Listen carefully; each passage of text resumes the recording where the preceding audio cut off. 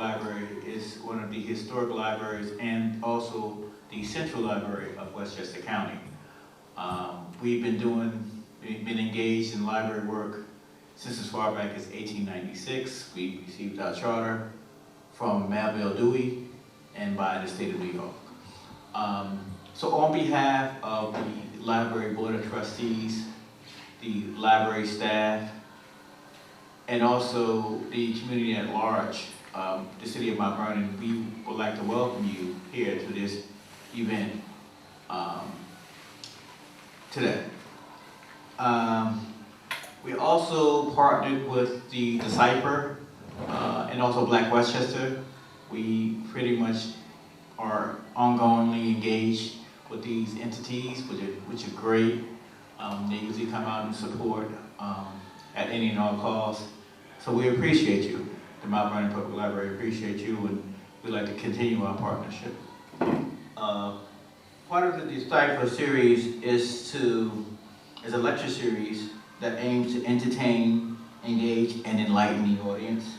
And so what we have here is going to be talking about something that's very, very important, which is, in my mind, and studying a little bit about history, perhaps the professor here can tell you more about it, to look at the country Haiti, the island at one time called Hispaniola. Look at that particular island and look at the dynamics, the social dynamics, the economic dynamics, as far back as 1804, or even prior to 1804, when the French were in Haiti, when the British were in Haiti, when the Spaniards were in Haiti.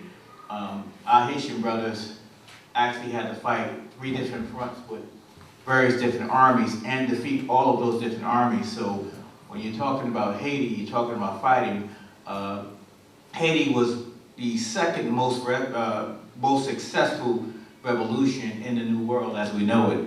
And maybe Doc, I'm wrong, but as far as I understand, the most successful. So if we read books by C.L.R. James, the Black Jacobins is a very important word, talking about those who rebelled against the establishment of the Enlightenment in France. It's very important to understand.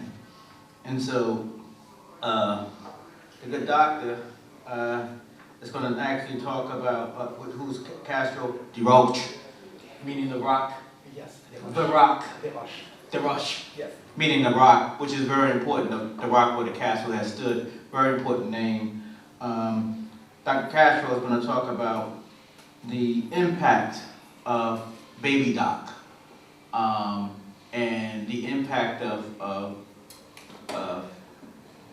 individuals going against the regime in such a way where they gather in and doing counterinsurgency against their own in their own country. So he's well educated, taught for 6 years in Haiti, taught for 16 years in the United States at Nassau Community College. He has various books in the back in both English and French, so you know he really knows his stuff. And so, just to give you a background, relocated into the United States as far back as 1985, continued working as an instructor in social studies in the Haitian school system by undertaking a program advanced at the Brooklyn College and at the City University of New York Graduate Center. And for the past 16 years, he's been consistently working to educate and inform others in the community at the college. His books is an attestament, 5 great books in the back. We hope that you actually purchase those particular books. We're going to actually purchase some books to have them housed in the library. I'm having somebody in the back work on a PO right now for you, because we really need to think in terms of our studies from an international perspective. Because when you think locally, you have to think international, and everything impacts each other. It's like cross-pollination. So without further ado, I'm asking the professor to bless us with this information. Thank you. Thank you very much for such presentation.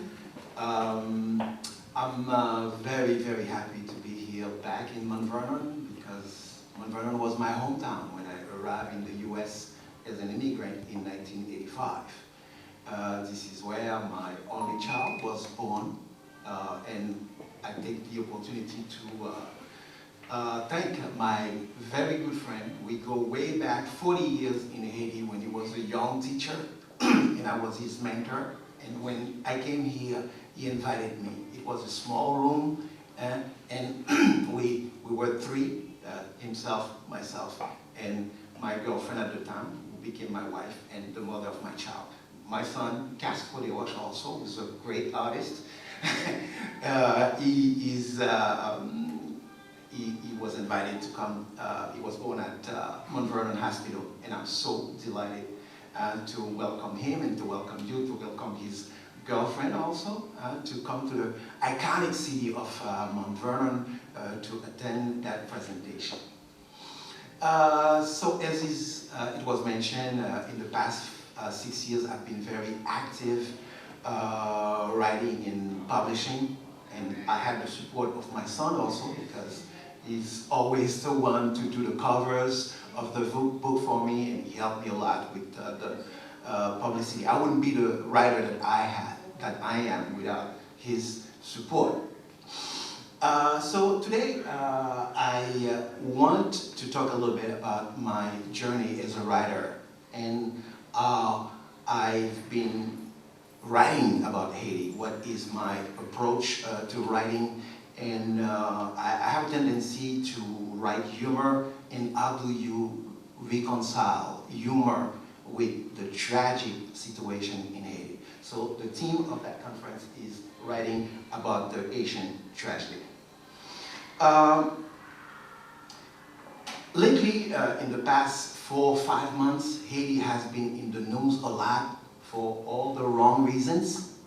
On July 7th in the morning, the president of Haiti, Mr. Jovenel Moïse, who was no angel, he was assassinated brutally. A very gruesome act at his private residence on July 7th. A few months later, Haiti had to go through another tragedy. It was an earthquake of magnitude more than 7.2 that affected the south of the country, and hundreds of people died and millions of dollars of damage in that poor country. Remember, about 11 years ago, we already had another earthquake that affected the capital city of Port-au-Prince that killed 250,000 of people. About 400,000 people were affected, became handicapped, and it was really a disaster. A few weeks actually after the earthquake in the south of Haiti, we had another tragedy at the border of Mexico and the United States. Hundreds of migrants, Asian migrants who were living in South America, especially in Chile, they crossed the entire continent, Central America, and they arrived in Mexico, and they were under the impression that with the new government, the Democrat government in the US, the policy towards immigrants would change, and they show up at the border, and this is how they were greeted. You know, we had in the newspapers images of cowboys chasing,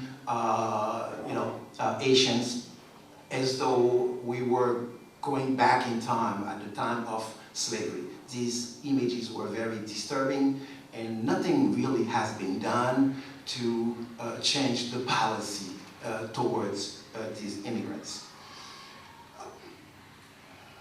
And in the past few weeks, after September, October, November, and December, the situation in Haiti has been getting worse. We have a lot of gang violence. We have a lot of kidnappings. Kidnappings that is becoming one of the fastest segment of the Asian economy. You understand, a lot of people in the ghettos, this is how they make a living, by kidnapping people on a daily basis. And even foreigners, even American citizens who in the past were kind of protected because they were afraid to kidnap a foreigner because they know that the government, American government could intervene. At this point, they don't care anymore. A few weeks ago, about 20 American citizens were captured, and 4 of them have been freed, and at this moment, 16 of the people who were kidnapped, they are still in custody. And when we're talking about kidnapping, we are talking about people in the ghetto asking for a big amount of money. You get captured, and then they ask your family members for $1 million. All right, that's how it works. For example, they were asking $17 million to release the American citizens. Here we have a caricature that was published, and we have the main gang leader in Haiti. His name is Jimmy Cherizier, and his nom de guerre is barbecue. All right, that's the name. So, barbecue, that's his name. Okay. Very good, because he has a reputation for burning his victims. Oh. Okay. Yeah. Mm-hmm. So, the question that we could ask is, what's wrong with Haiti? How did the first Black Republic become the most troublesome and the poorest country in this continent?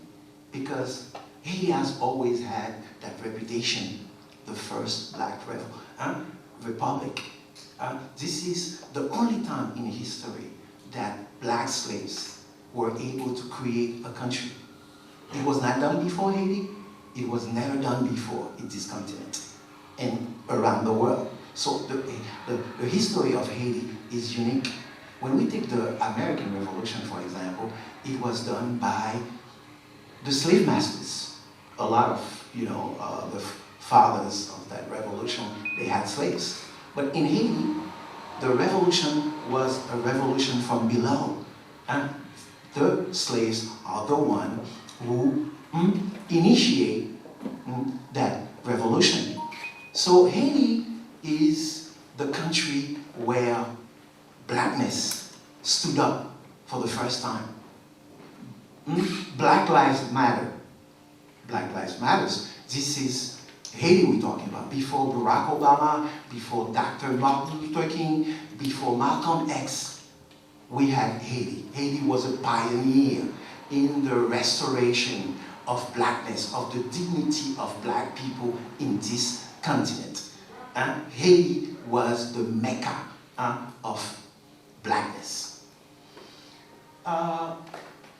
Another question we could ask is, instead of saying what's wrong with Haiti, we should ask maybe a better question. What's wrong with the US policy in Haiti? Because we have the impression that for the past 200 years, there has been a lot of hostility from the US towards Haiti. Is it hostility or is it misguided policy?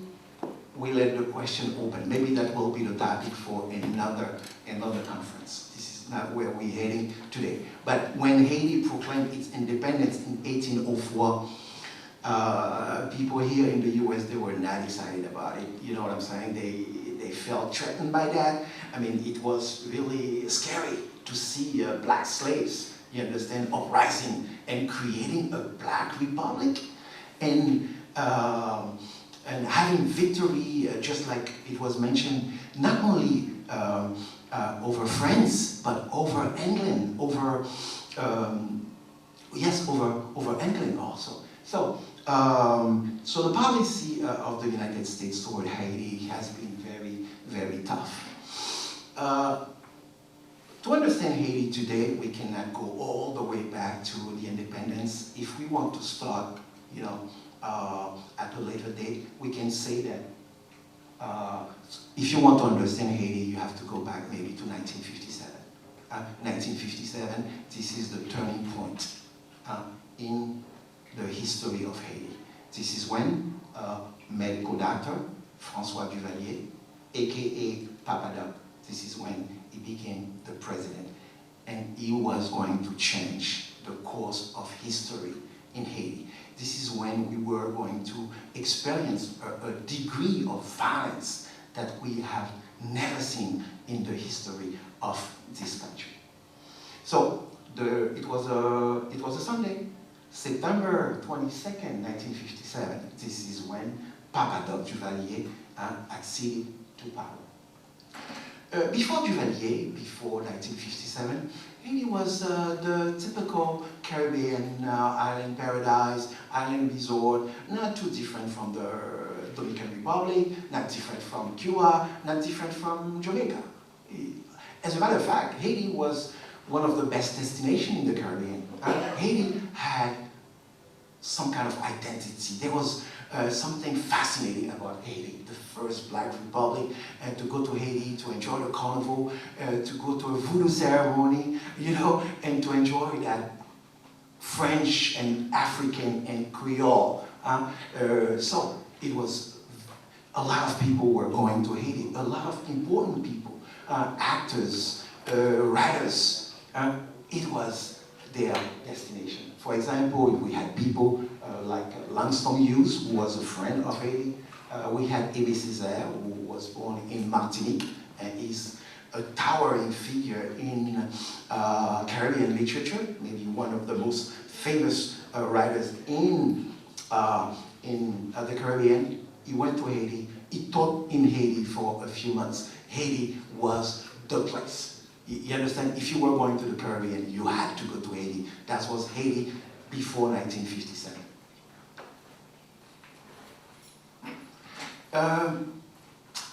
In 1957, at the time when the elections are taking place in Haiti, we had some very good candidates. The period after the American occupation of Haiti, the US occupied Haiti from 1915 to 1934. After that period, after 1934, we had the best generation of writers and thinkers and intellectuals in Haiti. It's almost like the American occupation had an impact, and Haitians felt so insulted, you understand? And it was a rise in their consciousness. And we had the emergence of a new generation of powerful intellectuals. And it has been said that it was the best, la crème de la crème, like a dream team of intellectuals that emerged after the American occupation. And among these intellectuals, we had some candidates.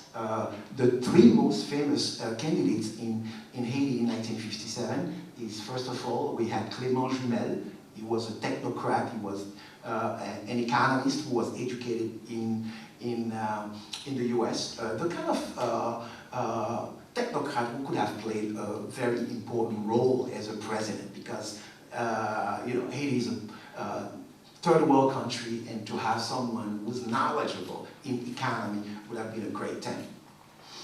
Another candidate that was very, very flamboyant and very famous at the time, the guy in the middle is called Daniel Fiolet.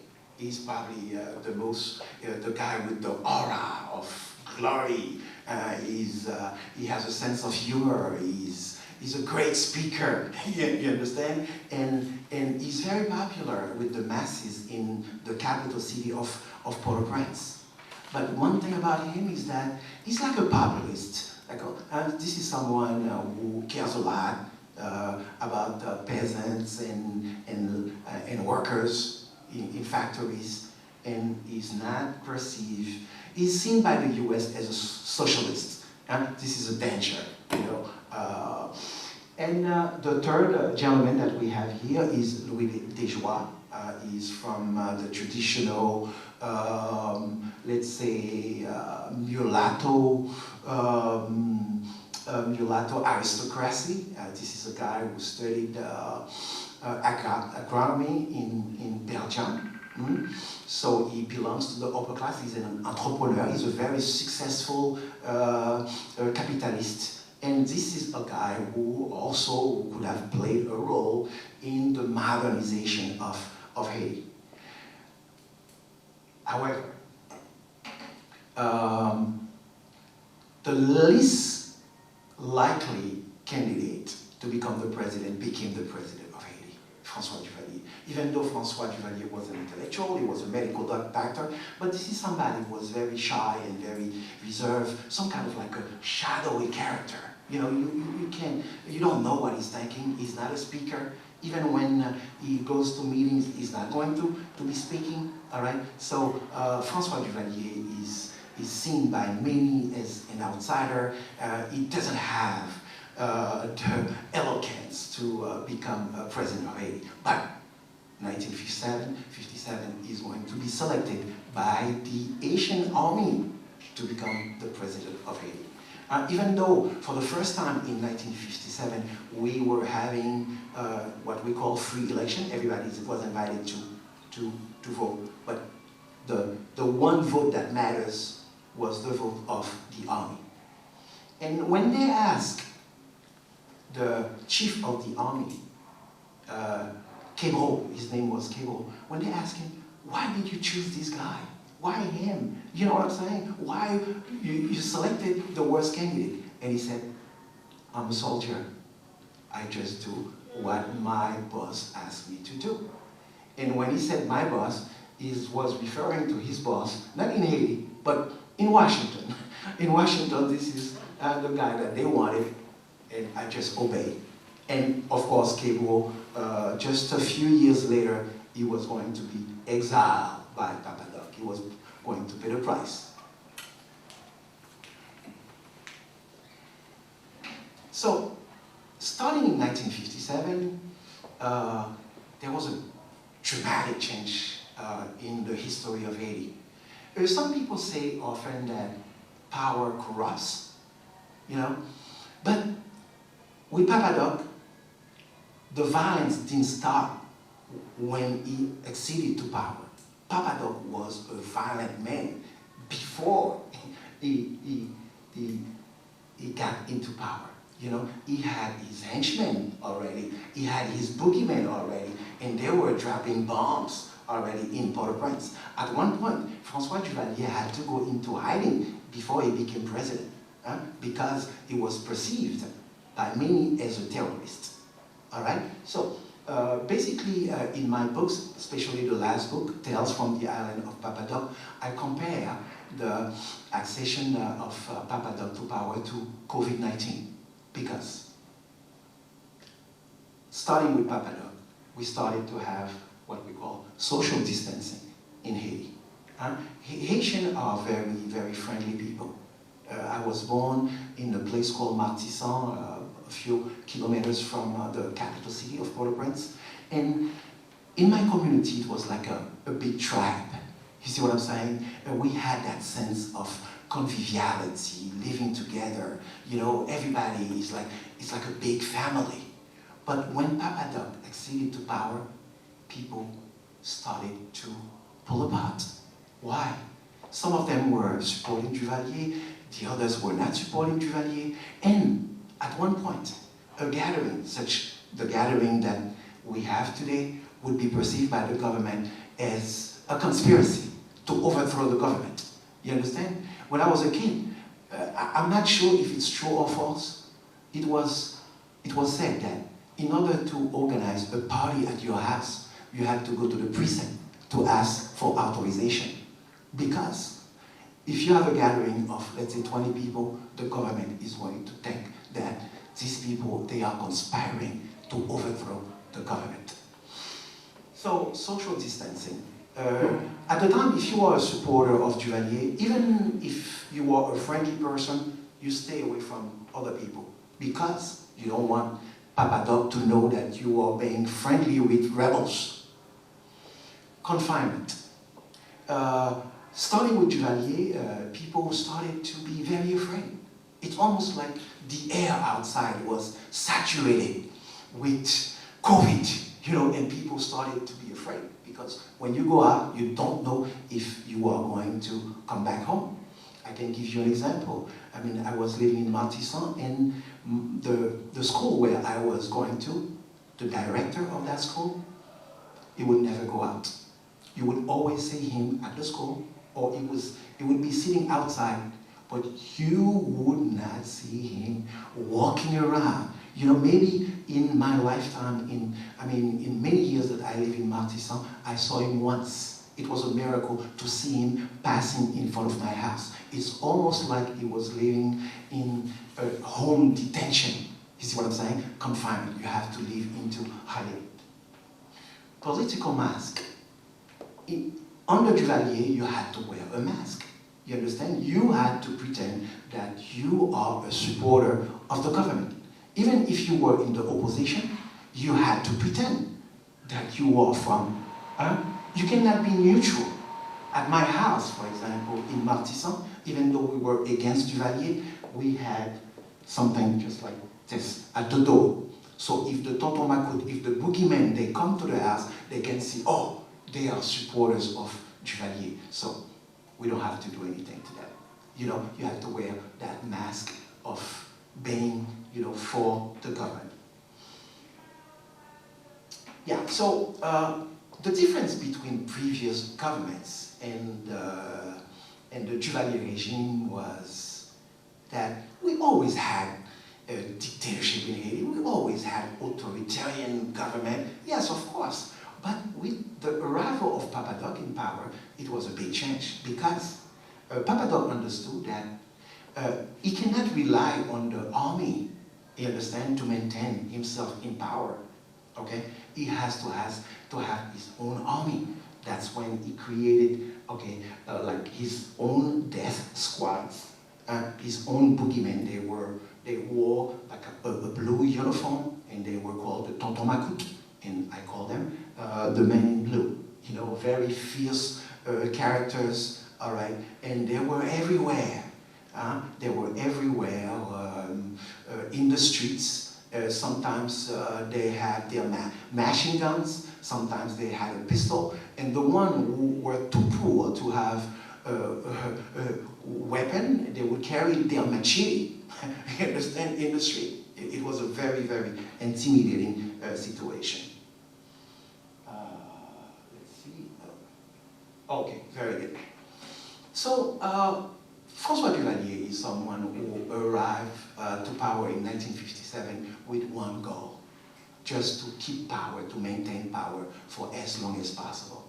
He had nothing else in mind, you understand? And he said it himself. I don't want to see anybody in front of me, except I don't want to see anybody in my path except myself.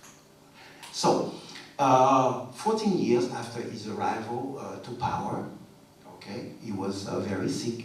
It was 1971, and he decided to pass the power to his son. But the son is 19 years old, you know. So I call him, his name is Jean-Claude Duvalier, I call him Claude 19, just like COVID-19, you understand? Because he's just a kid, like a fat kid, you know, who's living a life of privilege, never worked in his life. And now, he is president for life.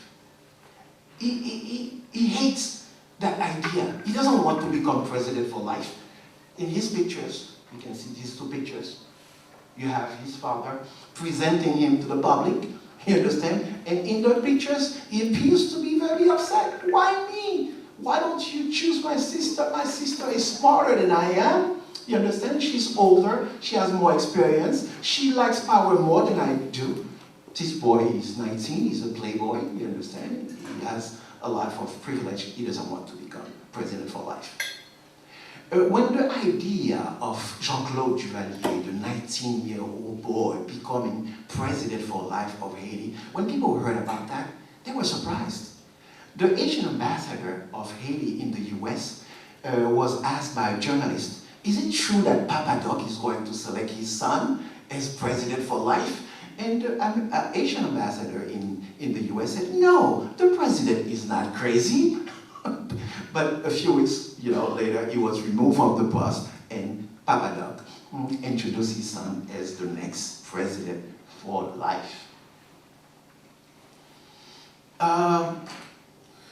While I was a teenager in Haiti, I experience the impact that the United States, the positive or the negative impact the US can have on Haiti.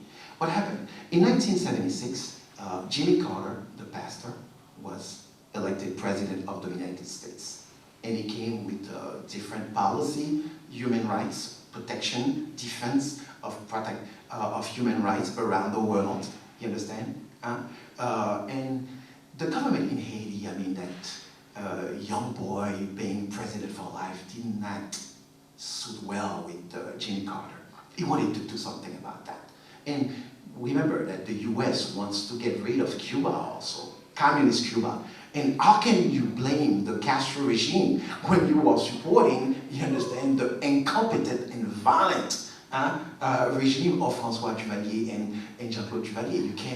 You don't have a case, okay? All right, so what happened, so Jimmy Carter initiated a new policy towards Haiti. And he selected Andrew Young, who was ambassador of the US in the United Nations.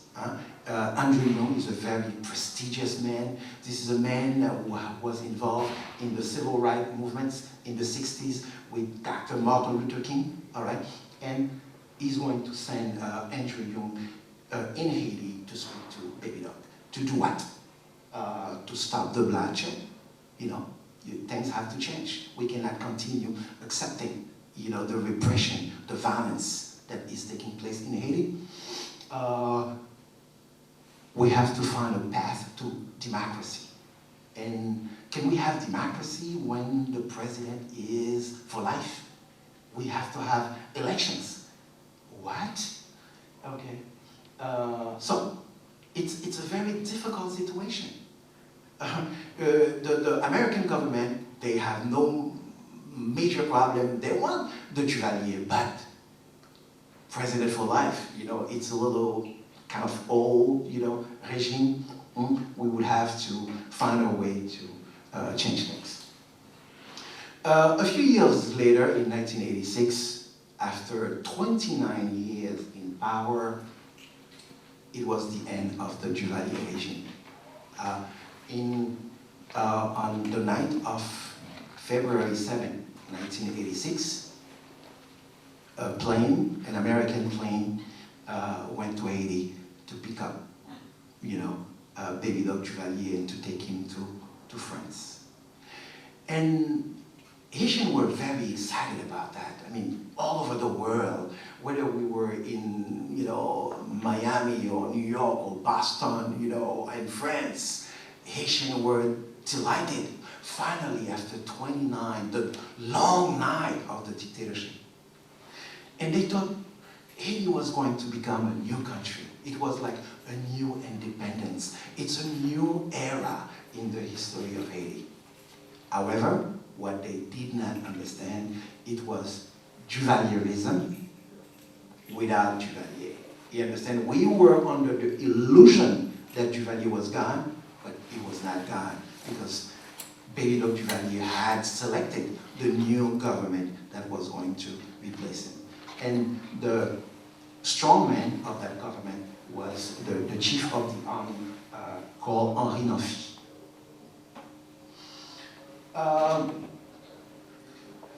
Today, I mean, we mentioned that a few months ago, 5 months exactly, the president of Haiti, Jovenel Moïse, was assassinated. We said that he was no angel, all right? And when Jovenel Moïse was elected about 4 years ago, you know, the first thing that he did, he went to the Dominican Republic to meet with the former military dictator that replaced Duvalier, you understand, to invite him to his inauguration, to invite him to come back to Haiti. It's almost like Hitler was alive somewhere and then somebody had, you know, gone to him to say, why don't you come back in Germany? You know, the door's open. So,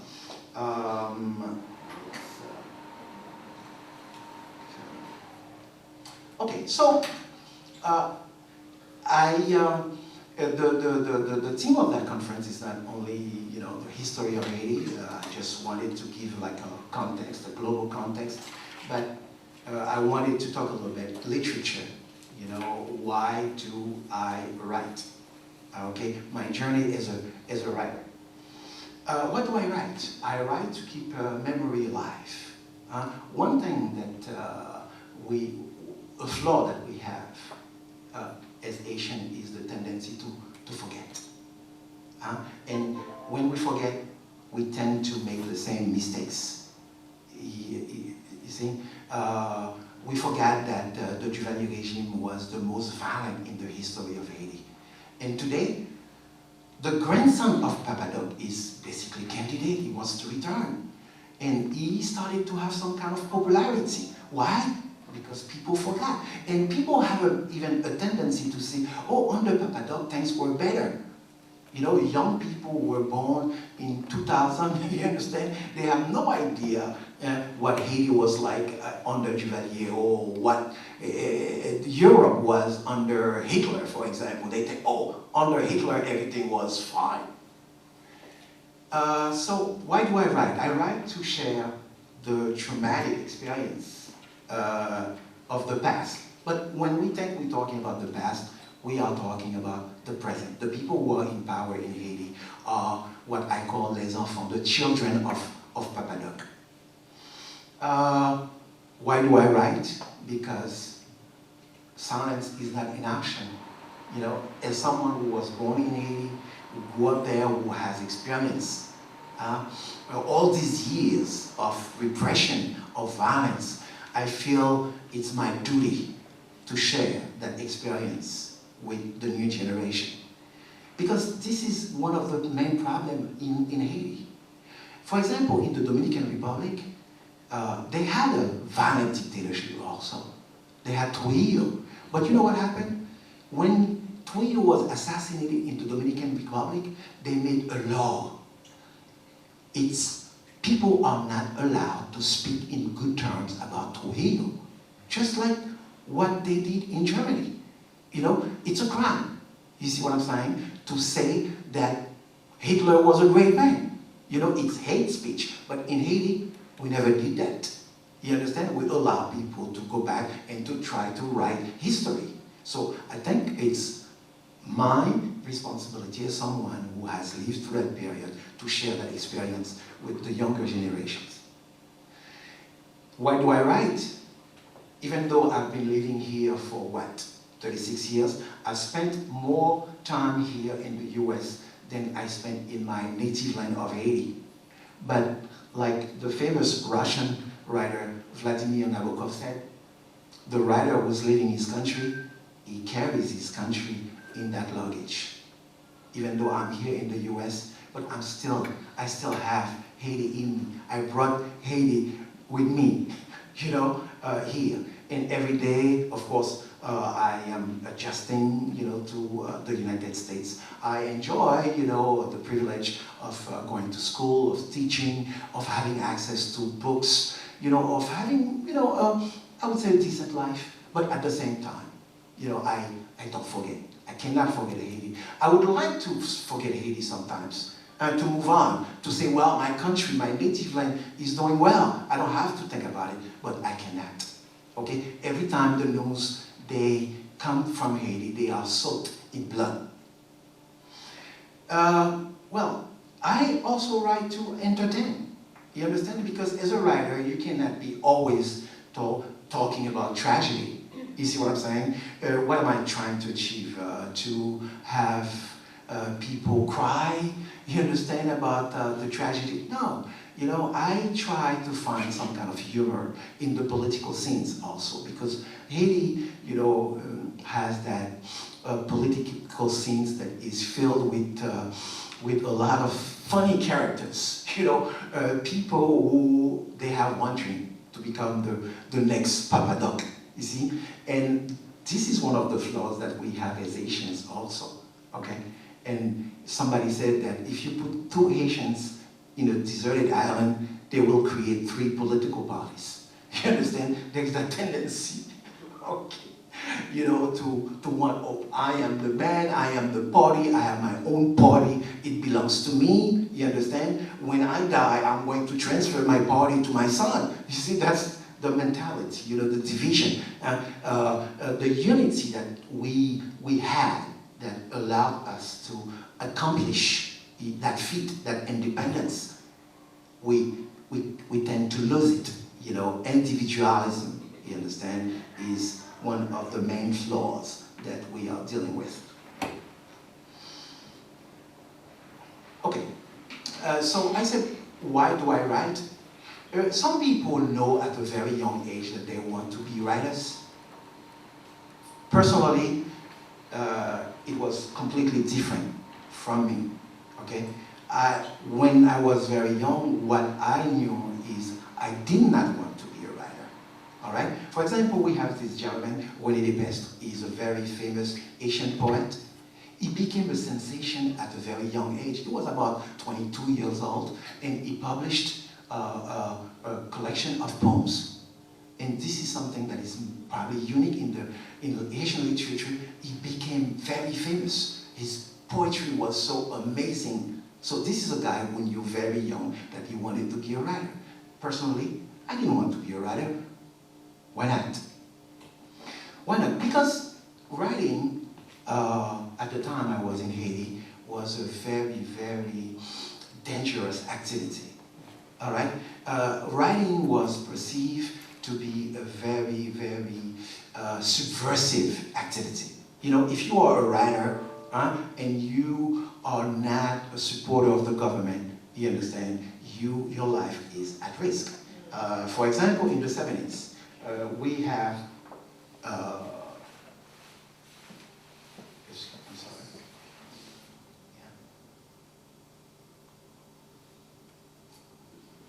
Yeah. Actually, yeah, let's go back. Okay, very good. 1976, we have this young man, Gasner Raymond. He was a young writer, about 23 years old, brutally assassinated. And even though I didn't know Gasner Raymond, I felt it, in my flesh. I felt exposed. I felt very weak. Because even though under Papa Dog things were not as bad as under Baby Dog, things were not as bad, as violent as under Papa Dog, but every time there was like a movement of challenge against the regime, they would react violently. And at one point, Baby Dog Duvalier said, "The son of the tiger is also a tiger." Just to remind people that I am the son of Papa Dog, you understand? And I can be as violent as my father. He said that publicly.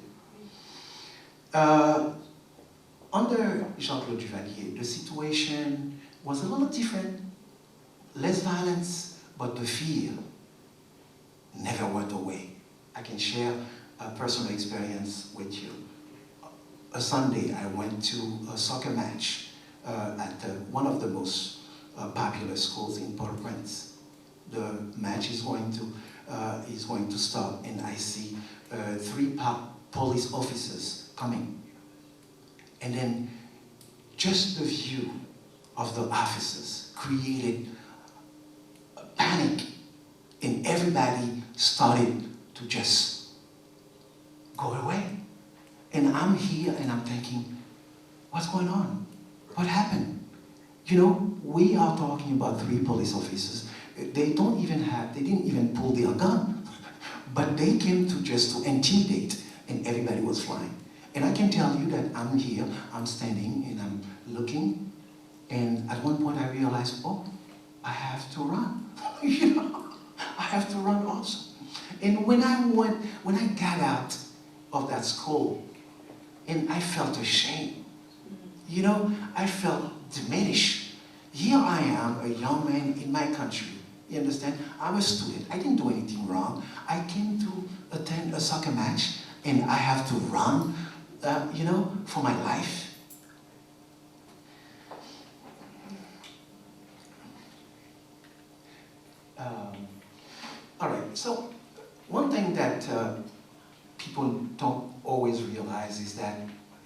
despite the tragedy that we went through, Asian society always had like a very sophisticated school system. You understand? Even though it was a violent society, repression, but schools in Haiti were always very good schools. You understand? Of course, education was reserved to a minority, but that minority had access to a first-rate education system. And personally, I can say that if I became a writer, it's because I was lucky. I had the privilege of being, in Martissan at the house of this man called Victor Benoit. He was a teacher. He was a historian, a teacher of history.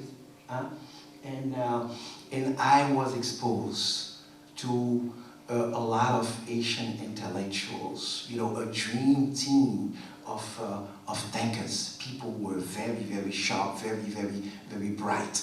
And these are the people who contributed to my education in Haiti. So Asian, even though sometimes they poo, but they see education as something that is very important. They see education as a way out of poverty. Whether they are in Haiti, whether they are in the US, they go to school, and a lot of times they take it very seriously because they know the future is in education. Let's go to... when Papa Doc acceded to power, basically what he tried to do, he tried to exile, all the intellectuals, the thinkers, people who could be in the opposition. And the first time I saw someone stand up to the regime, I was a kid. It was a woman called Elisabeth Laforêt. She was my teacher, and Tonton Macoute, a boogeyman of Papa Doc, came and knocked on the door of the class, and that woman who looked like Angela Davis, she stood up. I was shocked, and she stood up, and she spoke to that boogeyman. She challenged him. She told him, "You are a barbarian." I couldn't believe that. Such courage. So we had that in Haiti where teachers, because teaching in Haiti at the time, especially teaching social studies, was something risky. Yes, so by the time I was 12 years old, and I was starting with secondary school, I was registered to the school of this very famous Asian writer called Franck Etienne. Franck Etienne is probably the most famous Asian writer of all times. He's a Renaissance man. This is a guy who's not only a writer, but he's also he's a painter. He's an actor, all right? And he writes everything. He writes poetry, he writes in French, he writes in Creole. This is somebody who was really amazing. And back at the time I was 12 years old, I was going to the school of this guy, and let me tell you, the guy is a monument. I remember I was a kid and I was looking at him. He was publishing all these books, and this is my first time seeing somebody who was a celebrity.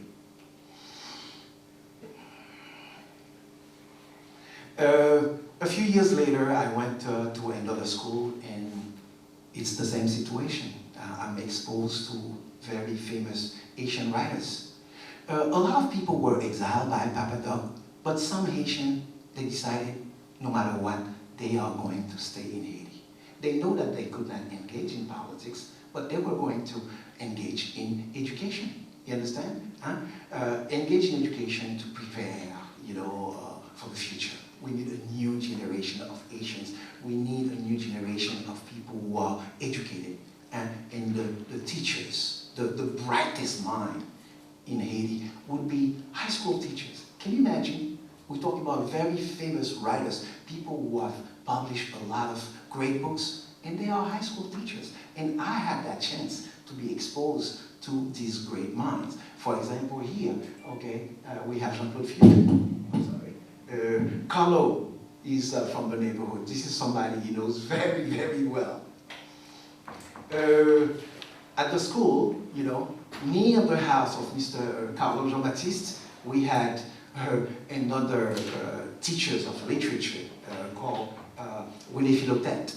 You know, very powerful poet, very modern, you know, one of the best Asian writer in the 70s. Also, who was my teacher of Asian literature. Now, I had the chance to be exposed to these great teachers. I'm very grateful for that. And I wanted to become a teacher myself. I went to Teachers College in Haiti. Education was free in Haiti at the time, even though it's higher education was free. And I taught in Haiti for 7 years. I remember the first time I was coming to the United States in 1981. One of the directors of the school where I was working was concerned. He was thinking, oh, you're traveling, are you coming back? And he asked me, he said, are you coming back? And I felt insulted when he said to me, are you coming back? I'm thinking, why in the world would I want to live in any other country but my own country? You understand? I'm going to the US to visit, but Haiti is my country. I have an obligation, you know, to stay here, to teach here, to live here, you understand? And to contribute to, you know, change in my country. But a few years later, I took the decision of coming to the US in 1985. I was thinking, well, let me go. After 7 years, let me go see the world. Let me go spend a year or 2 years abroad. One thing that a lot of times people don't understand is that, especially people who don't like immigrants, we think that immigrants, they are dying to come here. But actually, people, they want to stay in their country. If we don't mess up their country, they will stay there. You see what I'm saying? You know what I'm saying? Let's stop messing their country and they gladly, you see what I'm saying? Because, for example, Asians, they love their country. Huh? Personally, I was living in Haiti and I felt good. I was a poor man. I come from a poor family, but you know what? I love that country. You understand? And I did not see myself living anywhere else. In 1991, after 6 years in the US, I tried to go back to Haiti because we had an election, we had a president, you understand, and we thought things were going to get better. Oh my goodness, illusion, you understand? 7 months later, we have a brutal coup d'etat. I was there in Haiti, you know, and thousands of people were killed. And of course, the coup d'etat in Haiti, you know, lasted more than 24 hours. And we know that the United States has a big influence in Haiti. You understand? The American ambassador can call the head of the army and say, just stop it. Or go forward. You go ahead with that. You understand? So the US has that ability to make or to break in Haiti. You understand? I saw it myself with the Jimmy Carter regime. You understand? They put some pressure, and the pressure, they work, and sometimes they go in the other direction. You understand? They support the dictators in Haiti, and it's very unfortunate. To me, it's very misguided policy. So I said before that I write to keep memory alive. I also mentioned that there is an idyllic picture of the dictatorship. The situation in Haiti today is so bad that people say, well, you know what? Things were better. You know, under Duvalier, things were better. You understand? Okay.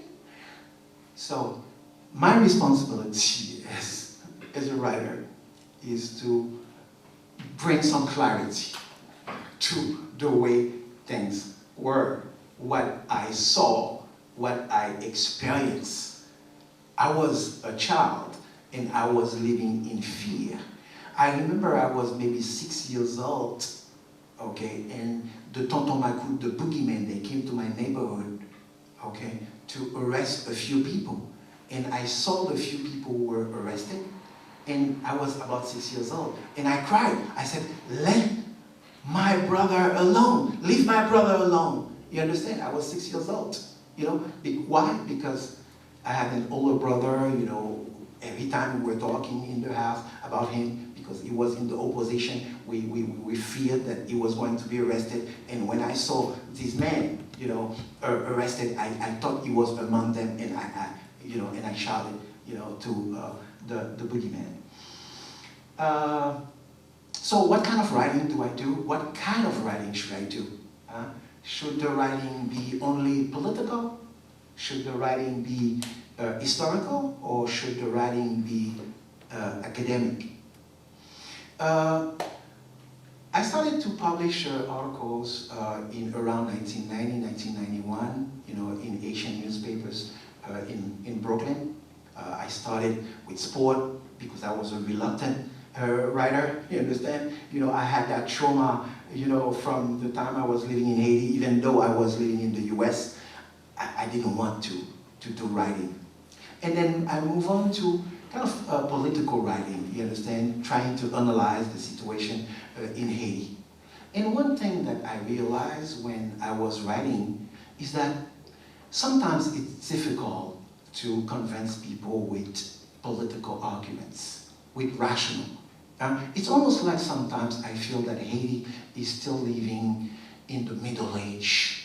You understand? We did not reach that century of rationality, you know, where you can make scientific arguments, when we can agree on certain things, to say, well, dictatorship is not good.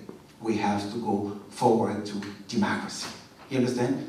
A lot of people in Haiti, they would tell, oh, things were better when we had the dictatorship. So while I was writing, I kind of started to do a little humor. I have to tell you that Asians are very funny people.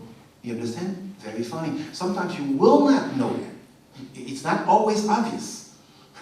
It's not obvious. I remember the first time, you know, I was asking my son to do a business card for me, you know, and then I said to him, put humorist as my title. You know, I do humor. And he said, what are you talking about? People are not going to take you seriously, you know? I mean, humor? I mean, you're not a funny man. But I realized that this is something that works. You see what I'm saying? I mean, if you want to challenge power, making fun of them, making them look ridiculous, that's one thing that works well in the Asian community.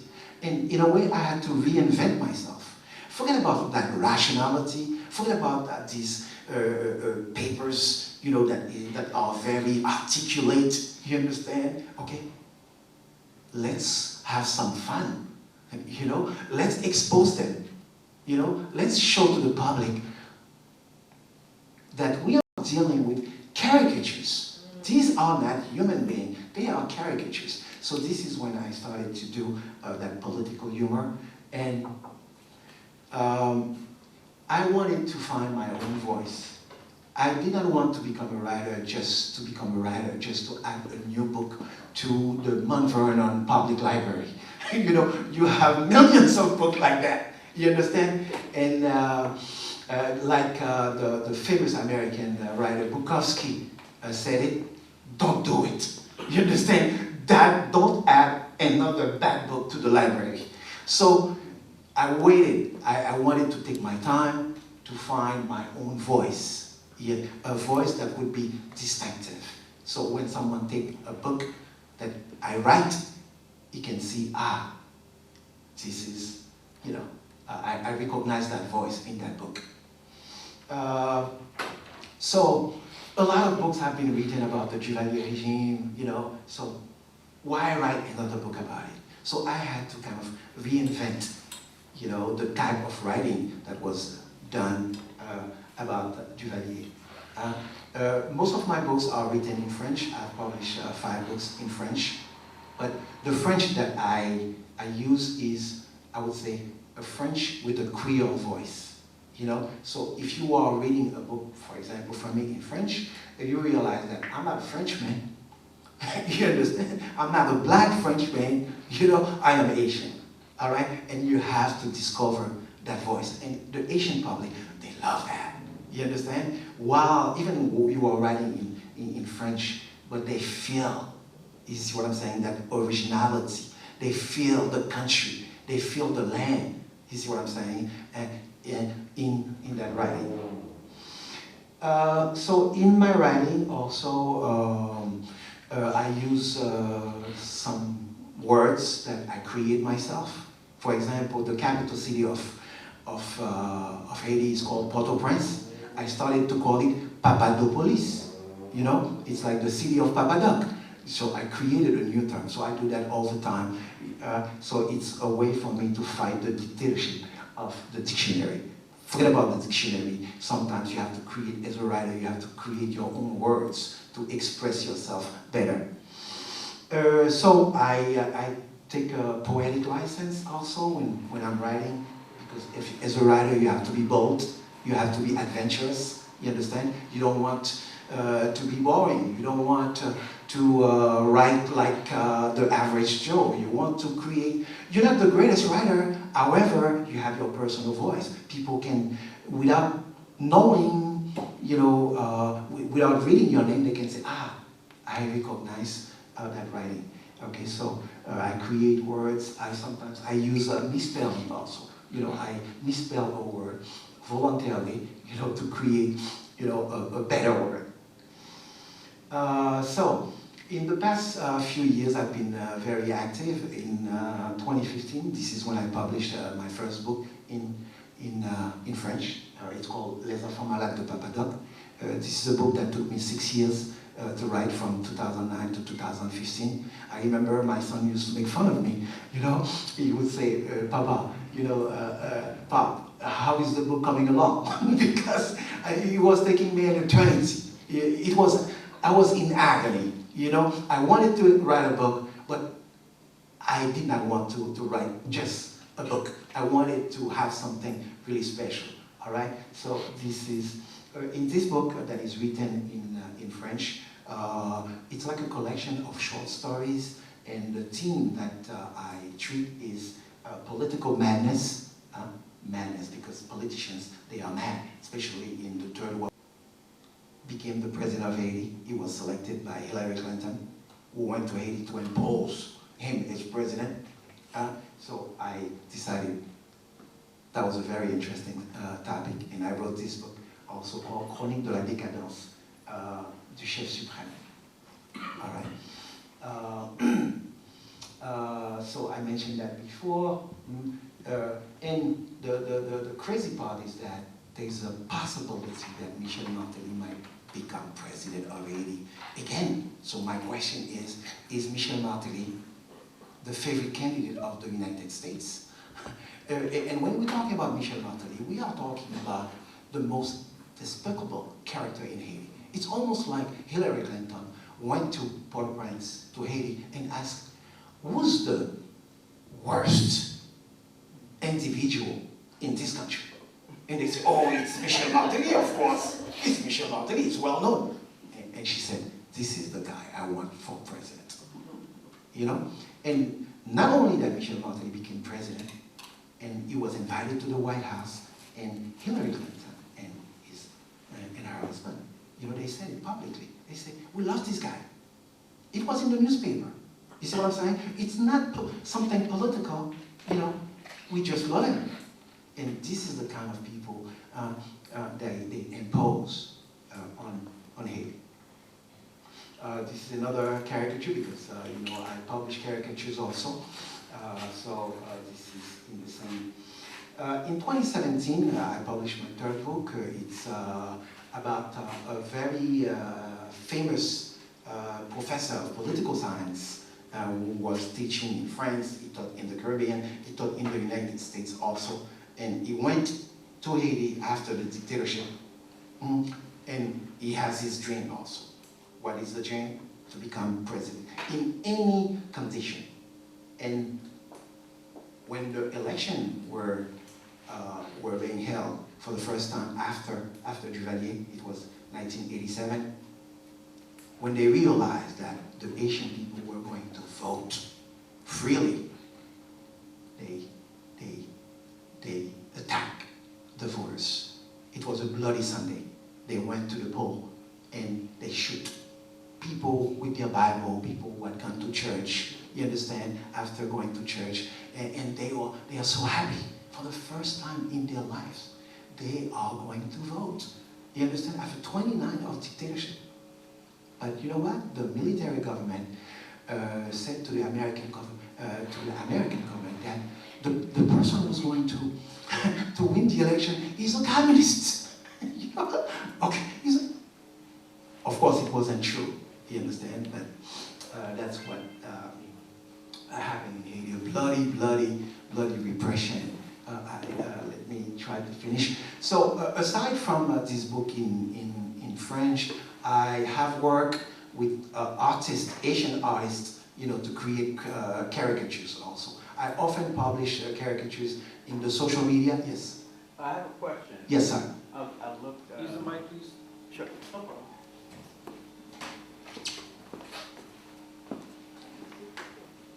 Good afternoon, everyone. I'm the library director here, Timor Davis, and I had the wonderful opportunity of introducing the author.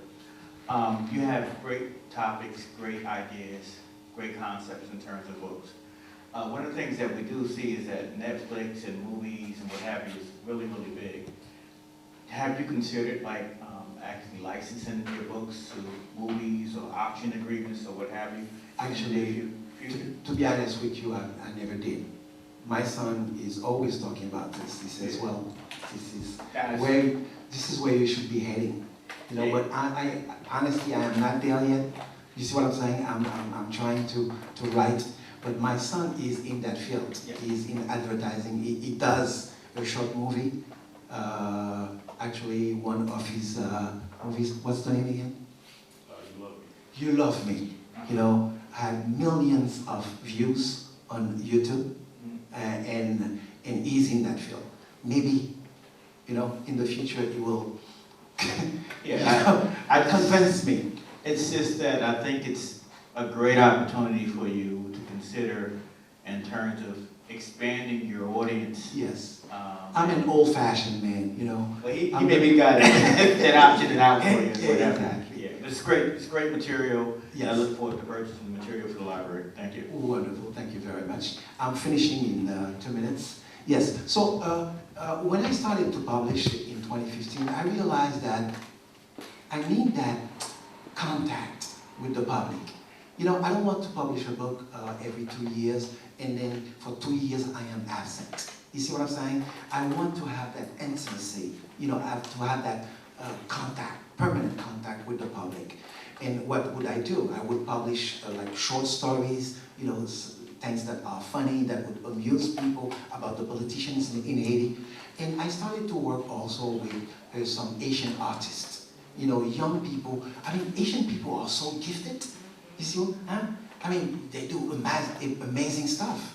And I contacted them. I said, well, why don't we work together? You are a great artist. You can do very beautiful images. And I'm a writer. I'm a professional writer. You understand? If we combine our effort together, we can do great work. And this is something that was never done, like in Haiti. You know, to have the collaboration of a writer with professional artists. So I started to publish these caricatures. They were well written, the images were beautiful, and people were amazed. And with the social media, you know, you publish something on Facebook, and before you know it, somebody was in France, somebody is in South America, and they already receive it, and they love it. You know, and they would sometimes put pressure. If I take a break for like a month, they would put pressure. What happened? Did you die? You know, we want this caricature. In the past few weeks, I've been absent because I wanted to take a pause. People will contact me. We want these caricatures. You have to continue doing them. So that's how I publish 2 books of caricatures. Every book has 100 caricatures, and I have chapters, and each group of caricatures is also introduced by like a short story, you know, something a little funny. But I can tell you, I am not an artist myself. My son is. I wanted to be an artist. I could not. But he saved the day for me. And And these caricatures, they were done by a Mexican artist that I've never met. This is the magic of technology, of the internet. We work together. We've been working together for about 3 years. I send him the ideas, and he creates the images, and I write the captions, and they are distributed, and I save some of these caricatures to publish these books. And the last book that I published, that was last year in November of 2020. I've been living here for 35, 36 years. I said to myself, I have to make that effort to write in English, you know, because the Asian story, the Asian experience should be shared with a broader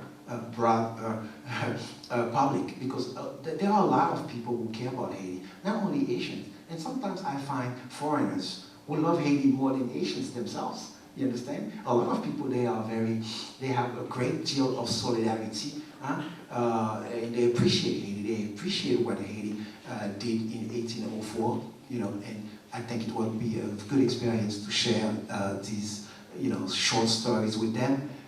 So that's when I published Tales from the Island of Babada, and on the cover is the son of my son, you know, my grandson Ezra. He's a cute little boy, as you know. It's the sweetest things that you can imagine. All right, so I think that's it. I hope I didn't speak too much. I hope you enjoyed. Thank you very much, and I'm ready for your questions.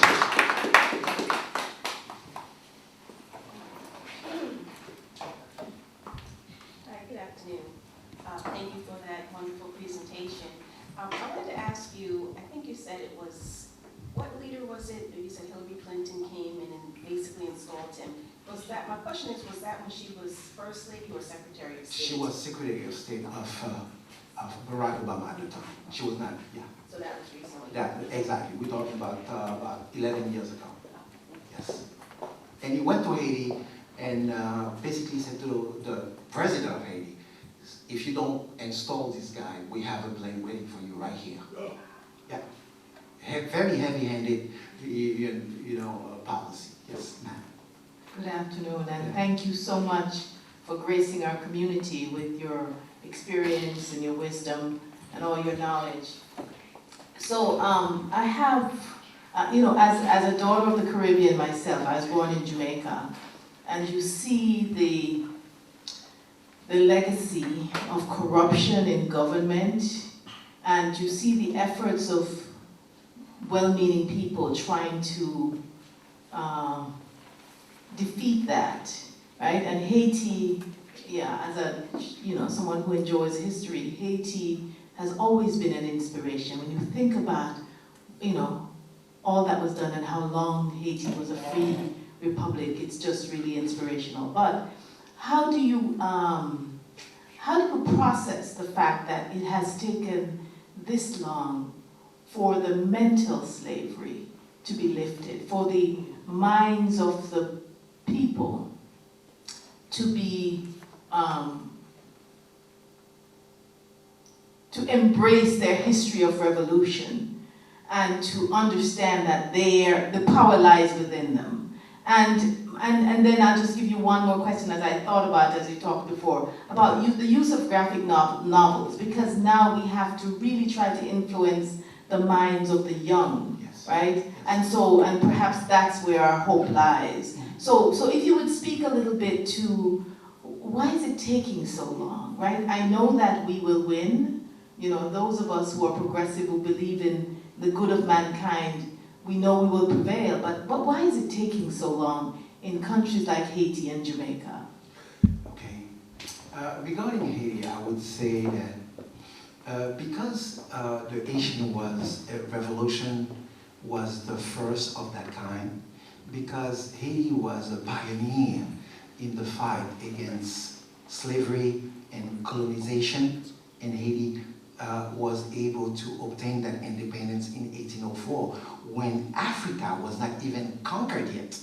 You understand? Africa was not even colonized by the European, and Haiti was already independent. You see what I'm saying? So when we became independent, we didn't have like models to follow. You see what I'm saying? Okay, of course the US was independent, but we said that before. It was a revolution from the top, the slave masters. So here in Haiti, we had a revolution from the bottom. And a lot of mistakes were made. I can give you one example. For example, when Haiti became independent, they adopted French as their official language. You see what I'm saying? Wow! The population in Haiti did not really speak French. French has always been a language that is spoken by a minority. It took Haitians 183 years to accept the fact we're not French. You understand? We are Creole. We are Caribbean. And in 1987, finally, in the new constitution, we finally accepted Creole as one of the 2 official languages of Haiti. You see what I'm saying? So it took us a long time. For example, embracing our blackness. It took Haitians more than 100 years to do that. Even though we were so successful with that revolution, we had the emergence in Haiti of a small minority, of people who were studying in French. You see what I'm saying? They think they were French men, French people with dark skin or light skin. It took the American occupation of Haiti in 1915 for the Haitian consciousness to emerge, to say, well, you know what? We are not French people in the Caribbean. We are Africans. You see what I'm saying? And we have to embrace our true identity. So that would be my answer. I would say that because Haiti was the first and was a pioneer, we didn't have like model. For example, Jamaica. You could say, well, oh, Haiti was independent. Let's try to do something. For example, recently it was interesting to see Barbados becoming truly independent. You see what I'm saying? And Haiti paved the way for that. But when Haiti became independent in 1804, we didn't have any other country to look up to.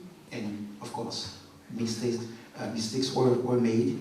And Haiti has always dealt also with a lot of hostility. Hostility from the US, hostility from France, from England, and you name it.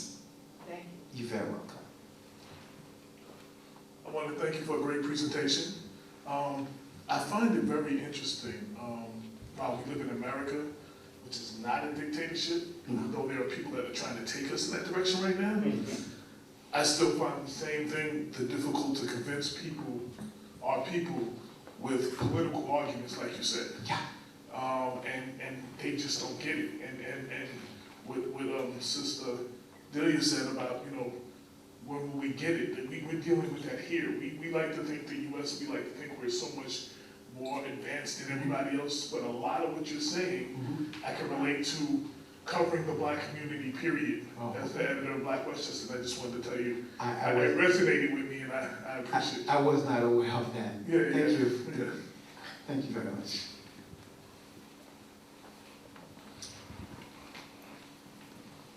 So good afternoon, Brother Desroches.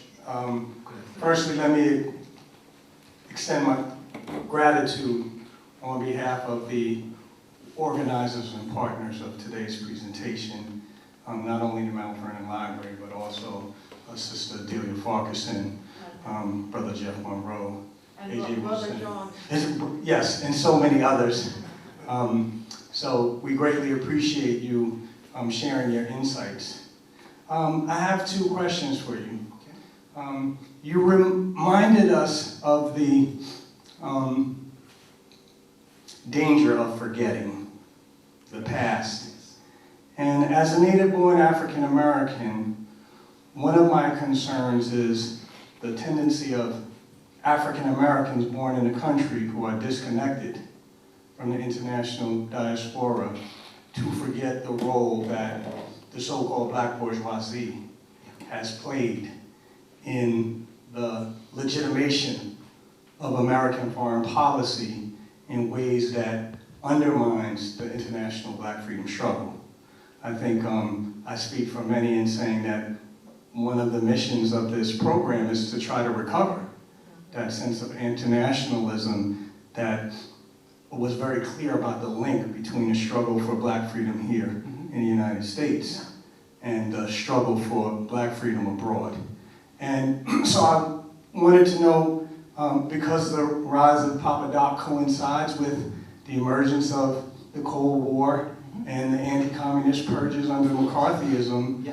I'm curious to know what you think the responsibility that civil rights leaders here at home who increasingly rejected communism and a broader vision of black freedom have played in the unfortunate tragedy that you have documented. That's my first question. And then the second question, Yeah. one figure you didn't mention, Yeah. with, at least for me, as a self-avowed leftist who had an opportunity to follow some of the developments in Haiti through Democracy Now!, where they chronicled the plight of the Aristide regime. I was curious to know, and for me at least, you know, I had placed much hope in Aristide's presidency because of his reputation as a man of the people. You know, where does he fit in the more recent dynamics? Okay. All right. So the first question was about the Haitian regime of Papa Doc in regard to, let's say, the civil rights movement in the U.S. One thing that I have to bring to your attention is that the Papa Doc regime used the black movement for equality in a very perverse way. I said that blackness, you know, stood up. I mean, it's not me who said it. Amy Césaire, the famous Caribbean thinker, said, Haiti is the country where blackness stood up for the first time in this continent. And Papa Doc used that movement, you see what I'm saying, to establish his regime also. He wanted to project himself as the champion of blackness. You see what I'm saying? But just for political gains. And he even kind of engaged in some kind of ethnic cleansing. Okay. I forgot to mention that in the text. Because in Haiti we have a small minority, a minority of, let's say, light-skinned people, mulattoes. You see what I'm saying? But who are as good or as bad as anybody else. And Papa Doc was ready to go after these people. You see what I'm saying? Whenever you had somebody who was like progressive and belonging to that minority, it would just destroy their entire family. All right? So, answer, Papa Doc embrace and use the black movement, you see what I'm saying, for equality, for political gains. Saying, oh, Haiti, you see what I'm saying, we are the Black Republic, you know, and you have no lesson to teach us. That's the way Papa Doc would speak to the United States. You see what I'm saying? Actually, he wrote a book about Martin Luther King. You see, he was a great admirer of Martin Luther King. While he was killing his people, you see what I'm saying, and he was pretending to embrace the struggle. If Martin Luther King were Haitian, he would have killed him. But since he's American, he's fighting for civil rights. Yes, he's saying, you have no lesson of democracy to give me. You don't even respect your own citizens. Look at what the black people are, you know, going through in the U.S. That would be the discourse of Papa Doc. He was a very smart man. I can tell you that. You see what he was a very, very astute politician. He knew how to manipulate, like the American. Oh my goodness, that's how he stayed in power. he manipulated. Americans, they wanted. You said you're talking about the McCarthyism. They were looking for communists. Papa would feed them. Everybody was a communist for Papa. The second question that you asked, you mentioned Jean-Bertrand Aristide, the former president of Haiti. Actually, he was president twice. I have to say that personally, as someone who has lived in Haiti and experienced the dictatorship, I have a lot of respect for all the people who fought for freedom in Haiti. And Aristide was one of them. The first time I heard about him, someone in my neighborhood who was a Protestant going to a church, and she said to me, you know what? I'm a Protestant, but I go to a Catholic church every Sunday. You know why? Because there is a priest, who's preaching freedom, who's fighting the dictatorship. And on Sunday, I have to go there and listen to him, even though I'm not Catholic. So, yes, Aristide played a very important role in the struggle, against the dictatorship. And in 1990, December, he became the first elected president of Haiti, in a general election, the first free election. And I have to tell you, when it happened, I was very hopeful, and I went back to Haiti immediately. In February 7, 1991, when he was inaugurated, I was there. I was hoping that I could go back to Haiti, I could teach again, and I could contribute, to a new Haiti. But we know what happened. 7 months later, there was that brutal coup, and always that fear, a fear of democracy, a fear of the people coming to the scene. And they wanted to just, remove the majority of the population on that political scene. That's why Aristide was removed. I was there in Haiti in September of 1991 when he was overthrown for the first time. And I can tell you, it was really brutal. You see what I'm saying? He was accused of being a dictator. You see what I'm saying? But I saw what happened when they overthrew him. Oh my goodness, they went at it. It was with a vengeance. The boogeymen, they came back, to kill everybody in the street. You didn't have to be a supporter of the Aristide. All you had to do is be in the street, and they would just kill you. A few years later, Aristide came to power, and we know they didn't want him. He was never liked by the American. He was somebody who was very vocal, actually. You see what I'm saying? And at one point, he was accusing the U.S. of being responsible of the dictatorship in Haiti, and they never forgave him for that. And the second time he became president, he stayed in power for another 3 years, and he was removed again.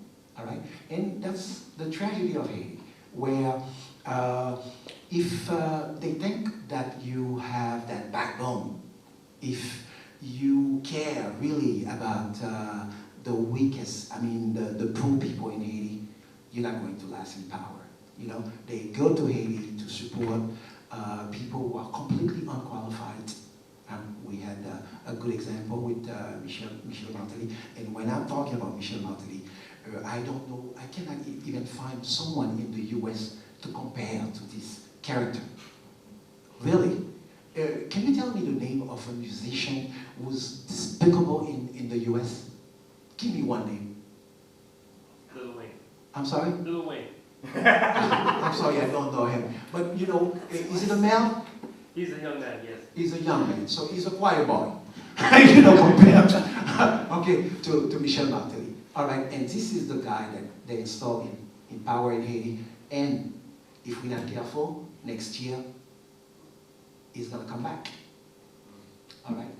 Yeah. Yes. Good afternoon. I'd like to thank the library and anyone else who's had a hand in bringing you here to talk. I'm aware that I wasn't here from the very beginning. But just wanted to say that I'm glad to hear that you and your son have a collaboration on, because first you got to get it recorded somewhere. And pay attention to what he has to say, because he knows about these platforms and stuff and how to get information out. And people need that information. And as a writer, I want to encourage you because you've been through a lot. But as you become more mature and you know about more things, you develop wisdom. And your analysis is probably more valuable now than it was 20 years ago. Wanted to just mention that I'm always interested in hearing, things about issues that are going on in the Caribbean and in Africa. I've had the good fortune to do a lot of traveling and all.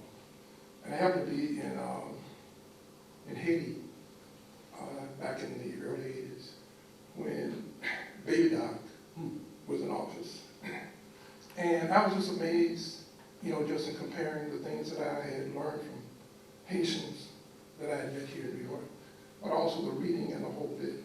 And I was just astounded by it. I happened to be there once on an Easter Sunday, and the people were in uniform, the young kids. Nothing else was going on but, the Christian influence in Haiti. But if you go to Algeria, I spent some time in Algeria, and a whole lot of time in Senegal. French imposition of their values, their religion, their politics on us. Yeah. And we tend to romanticize this, but it affects us in ways profound in our entire lives. We have to get beyond that. And just not pay attention to them. Because, for example, if you're in Haiti and you speak French, I think the indigenous people would probably believe, well, hey, or, if you speak French with all of the sophistication, scratch, take that out. I didn't mean to say that. But if you sound French, like from France, they just assume that you're educated. Absolutely. If you are in Dakar, Senegal, and you speak French, the assumption is that, hey, this guy was educated in France. Yeah. If you are in Algeria, you speak French, and it's phonetically and all of the other kinds of things, the people believe that you were educated in France. Yes.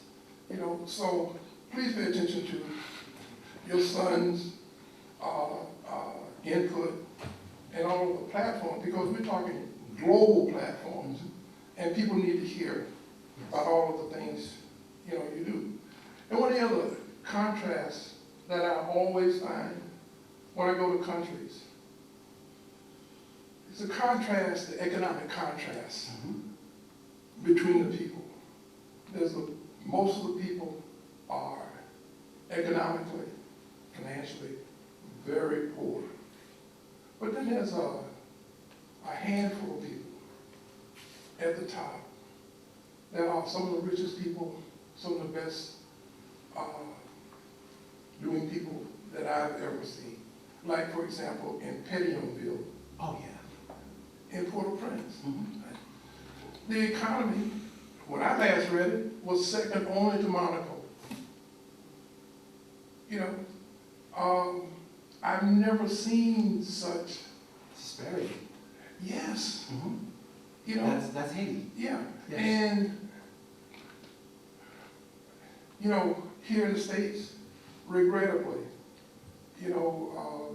youngsters from the Caribbean, Africa, and other places, they come here and get education. Yeah. They go to all the, great universities, scratch.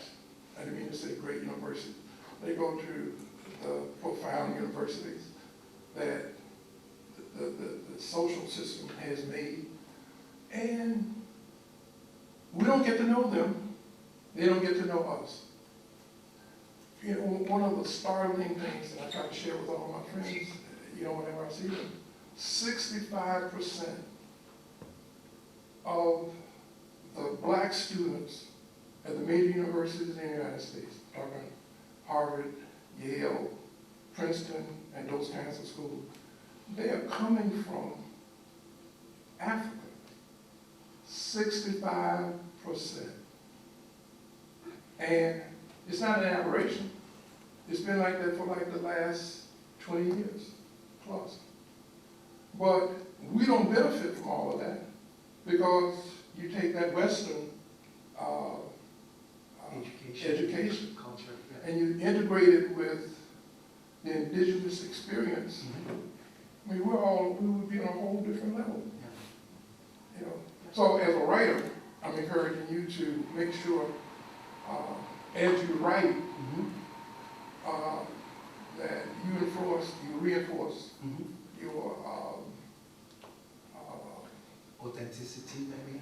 yeah, and you know, because we need to hear that. Yeah. I try to stay faithful to, you know, the Asian experience, to the Asian culture. Yeah. You know, to have a distinctive, original, I would say, Asian voice. Right. I started writing primarily for the Asian public, and I studied that public. I tailor, you know, the message to that public because I had a goal, you know, to reach out to them and to invite them to go back in time and rediscover, you know, what we went through. One of the questions that you address is one of the biggest problems in Haiti, that linguistic apartheid that we have. You see what I'm saying?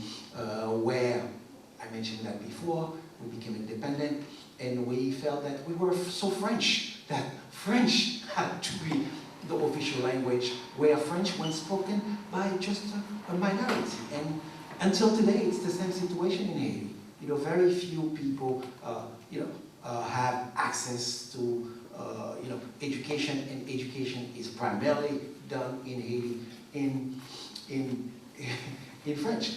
One credit I would like to give to myself, you know, I would like to mention my even though I teach French in college, my son does not speak French. I always spoke Creole with him, so I would pat myself in the back. You know, in developing countries, it's not the number of people who speak the language of the colonizer. It's the power of it. Of course. You know, because if you come into a place and you're speaking the colonizer's language, you get attention. Yeah. You get respect. That's how it is. And it took us a lot of time to accept the fact that Creole is the language of the Asian people. You know, we have a minority who speak French, and they can do it well. Sometimes they do it better than the French themselves.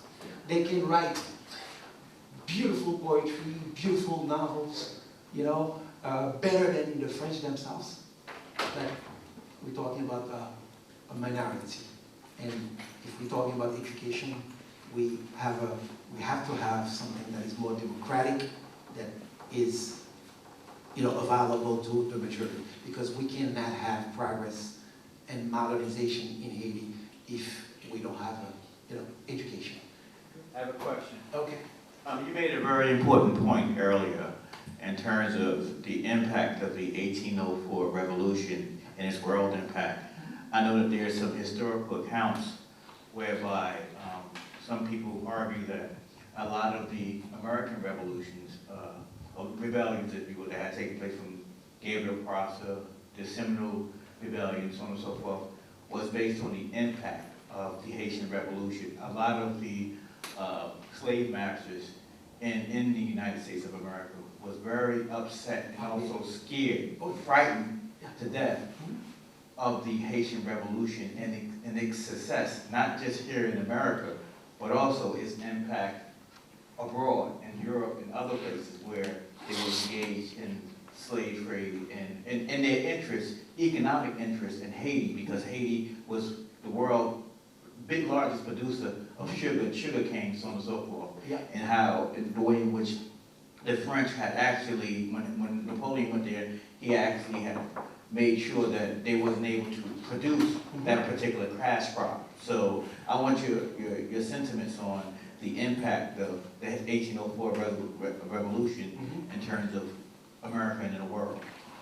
Well, the Asian Revolution was a big shock, you know, because at the time France was the most powerful, you know, had the most powerful army, the Napoleon army, that was victorious in Europe and even in Africa, in Egypt. All right? So the idea of a bunch of black slaves who did not have that professional training, you know, who did not have that experience, you know, at a big scale to have that victory over the French army was completely unthinkable. And we're not talking only about the French army. At the time, Haiti was the richest colony, and it's been even said that Haiti is the richest colony in the history of colonization. You understand? The French or the British didn't care about Canada. You see what I'm saying? I mean, even Louisiana, which was like the third of the American territory, was sold for pennies. They didn't care about that, but they wanted Haiti. Everybody wanted Haiti. You know, the French, of course, the Spaniard, they wanted Haiti. The British. At one point, Haiti was occupied by the three most powerful countries on earth: France, Spain, and Britain. And the Asian, you know, the slaves, the former slaves, they had to fight the three powers. And they had to be smart enough, you understand, not to fight everybody at the same time. When you take Toussaint Louverture, for example, at one point he's in the Spanish camp. You understand? He's fighting the French. He's having victories over the French. And then, French Revolution, abolition of slavery. They say, okay. And then he abandoned Spain, and he went, you know, in the French, you know, in the French army. And now he starts to fight the Spanish. So you really have to be very sharp and very smart to be able to make these maneuvers and to finally reach, you know, that revolution, to achieve that revolution that had two aspects: anti-colonial and anti-slavery. The American Revolution was anti-colonial. The Asian Revolution was both anti-slavery and anti-colonial. Yes. Thank you so much, Professor Desroches. I mean, if I wasn't tied up with the tech stuff, I would be so riveted by what you're saying. In fact, I hope we can get you back. Absolutely. But you've tied in the last comment and the previous comment, you've tied two issues in that really actually intrigued me, because I'm a Jamaican-born African. And I feel, and you know, I've adopted Mount Vernon as my place of not just residence, but struggle, right? Resistance. And as an African, I've come to the realization, you know, based on the shoulders we stand on, the work done prior to us, that there is an internationalist work to be done. So I think it's key that you said, you know, this issue of, you know, American imperialism being key to what's going on here. I mean, it's clear in the history. You know, you have people like Kwame Ture, you know, Malcolm X's mother, Garvey, Marcus Garvey himself. You know, you have the inculcation of international struggle placed here that reminds us that, you know, if Africans don't fight their colonization here, even Africans who come from abroad, if you don't help American-born Africans struggle against colonization here, you're going to fight the imperialism there. Yeah. So it's a struggle you're going to have to fight at some point. And so you remind me now with this question of colonization, something that I actually was able to refine under Omali Yeshitela of the African People's Socialist Party, that we're in a quandary now with capitalism in its dying days, it seems, so desperate that it's found brown-faced victims of its oppression to now effectuate its imperialism and its colonization here. upon its indigenous and its African, its formerly enslaved people. So in terms of how to move forward with that, I've always been envious of my African, my Haitian-born African family. But how does the socialist question? I mean, we've seen it take off in the Jewel movement with Grenada. We've seen it in, of course, with the Commandante in Cuba, and even at certain points like Manly in Jamaica. But it's mostly it's been defeated by the military incursions of the United States. But the point is, how do you see it grabbing hold in Haiti? How does that happen? Do you see it even happening? Is there a presence there in terms of socialist and anti-capitalist thinking to battle the imperialism? Okay. That's a very good question. Just to let you know, there's some refreshments here for you. If you like Okay. water. Thank you very much. That's a very good question. I can tell you that in the 70s, for example, when I was growing up as a teenager in Haiti, there was a hope that after the dictatorship, Haiti would take a turn, I would say, to the left, to a more progressive system. That was my belief, you understand? And we had that kind of struggle in Latin America, for example, in Nicaragua, with the Sandinist movement, in El Salvador, which is a country that is very similar to Haiti. And I was a young man, and I was a teacher, and I was contributing to the education of young people like Carlo Baptiste. He was in my team, okay? And at the time, we had reading groups of young men, young women, and we were contributing to that education, distributing books with a progressive agenda. However, Haiti has been a victim of, that repression. You see, they use the Papatoc regime to really kill, any tendency, any aspiration, for like a popular government, for a progressive government. Even people who were very moderate in Haiti. For example, in 1987, someone named Gérard Cogue, he was a lawyer and he was involved in human rights defense. Someone who was very, I would say, center-left, okay? Nothing flamboyant about him, you see what I'm saying? Nothing very vocal about him, just a decent guy. You see what I'm saying? Who care about the people and who aspire to a more modern society where you have respect for human rights, you have a minimum. And he was presented to the United States as a communist. You see what I'm saying? And that's why the first attempt to have election after the Duvalier was soaked in blood. They killed people. They killed dozens of people on a Sunday. If you ask me, what is the likelihood of the emergence, of a progressive movement in Haiti? Let me tell you, it's been very, very tough. You see what I'm saying? And the United States is very, very involved in the Asian politics. And whenever there is anybody that appears to have some kind of progressive aspiration, they will crush that movement. I'm not saying that it's a fatality, but I'm telling you this is what I have experienced. Professor, if I may piggyback on the young brother's question, who then would you identify as the natural, organic, or current allies of convenience of the Haitian people?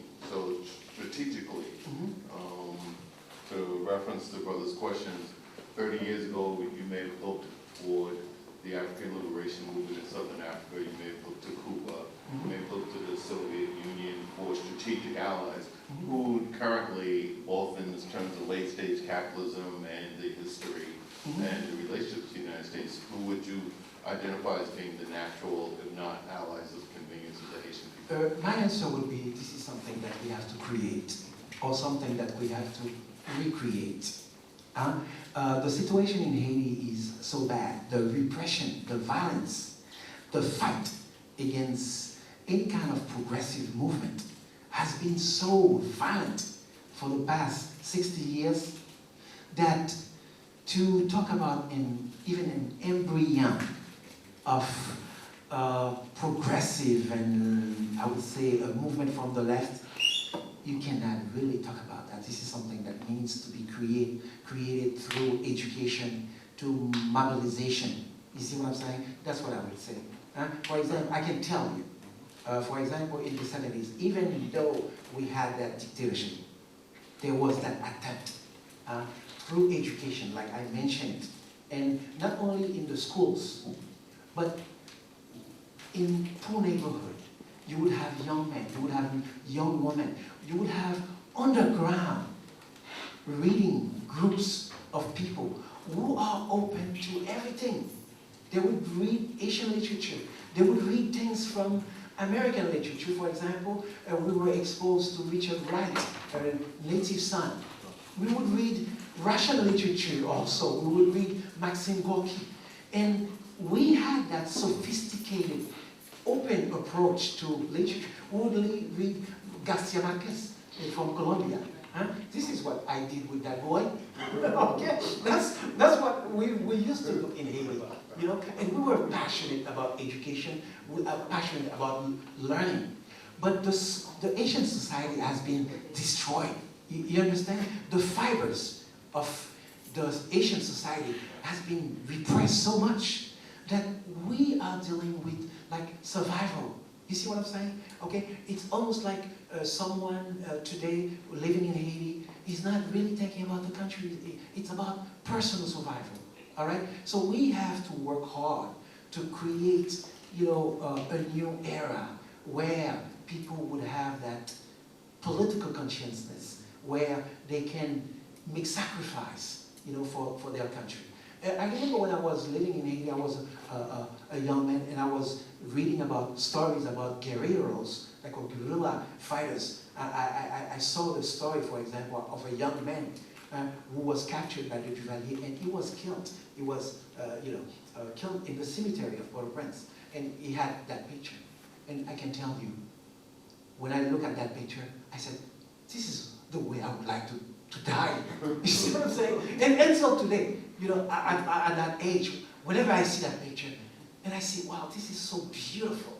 You see what I'm saying? To see someone, a young person who was 23 years old, who gave his life, his blood, and who was rebellious until the last moment. And I'm being very sincere in this. I envy him. You know what I'm saying? Even though dying is not, you know, what we're looking for, but to me, it was magnificent, that gesture. But unfortunately, we don't have that anymore, not at this moment. This is something that we have to create for the future. Excuse me, Professor? Yes. In 25 words or less, what do you think is a primary U.S. interest in Haiti? Primary interest. That's a very tough question. Okay. Some nations think that Haiti is a rich country. Some. I don't. You know, some people say that Haiti has a lot of resources. I don't know about that. You understand? I'm someone who is very pragmatic, very practical. You know, I'm not going to have illusions of riches underground, diamond or petroleum or gold. Some Asian, that's what they believe. They think Americans have vested interest in destroying the country so they can take hold of the, you know, resources. You know, some Asians go as far as thinking that the earthquake that happened in Haiti more than 10 years ago, that killed 250,000 of people, was initiated by the United States. I don't go along that line. I don't think so. You understand? I am not into that conspiracy theory. you know. I try to be level-headed, you know, I try to be fair. And what is the interest of the United States in Haiti? One thing that I have realized is that since Haiti became independent in 1804, there has been hostility. You see what I'm saying? Hostility towards Haiti. And one thing that I know is that it never changed. It has never changed. You see what I'm saying? It's almost like, to me, it's the default policy towards Haiti. You know? And it's almost like the new you know, people who are in charge in Haiti, they just go to the book, oh, this is a country that we have to destroy. So whether they are Republican or Democrat, they don't even think about Haiti. Or in the book, this is the policy since 1804, this is what we have to follow. You see what I'm saying? I can give you an example. In 1994, when Haiti was under the brutal military dictatorship that killed about 4,000 people, Joe Biden was a senator at the time, and he was giving an interview on TV, and they asked him about Haiti, and he responded. He said, if Haiti was to disappear, to go on the ground or go up in the sky, in what way that would affect American interests? That was his response. That's the way he responded. That was in 1994. And I'm talking about a time when Haiti was going through hell with the military dictatorship that was even more violent than the Papa Doc regime. Okay? And this is how he responded. From 1994 to 2021, what has changed? Nothing has changed. You see what I'm saying? We think, oh, we have a democratic power, you know, they tend to be more, I don't know, understanding or progressive. When it comes to the policy towards Haiti, it's been the same. Could it be the geopolitical? For what? Okay, for what? What's the tension? You understand? Okay, it's not like Cuba is going to invade Haiti. So, geopolitical, for what? You know, to me, it's almost like a default policy. You know, it's almost like a car that is like, you know, how do you say that again? Autopilot.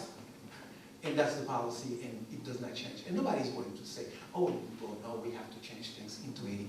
The United States could make positive changes if they wanted to do that. You understand? Just by stopping to support the boogeyman in Haiti. But they haven't done that. Let me just ask, so are you saying Microphone. that... Microphone? All right, I think you can still hear me on that way. So are you saying that as far back as The success of the military success of Haiti against those three nations, Britain, France, and Spain, has set such a ripple effect in the world that is still affecting Haiti today, whereas they don't want to engage Haiti in any way whatsoever in terms of its advancement. The American, the Asian Revolution was humiliating to the United States in a way. You understand? Because, you know, here we still had slavery, and to have these black people, you know, in that... And it upset the main source of America's economy was the slaveocracy of America. That's what it is. And it upset that whole, because you had the Nat Turner Rebellion, which was very impactful. The Seminole Rebellion, which was very impactful. Yes. In terms of where, you know, where slaves was thinking in terms of killing the slave master. And I can tell you, for example, in 1804, when the Haitian became independent, they opened the door for other black people to come. You see what I'm saying? According to the Haitian Constitution, any black person from anywhere in the world who reach the shores of Haiti, they become Haitian citizens.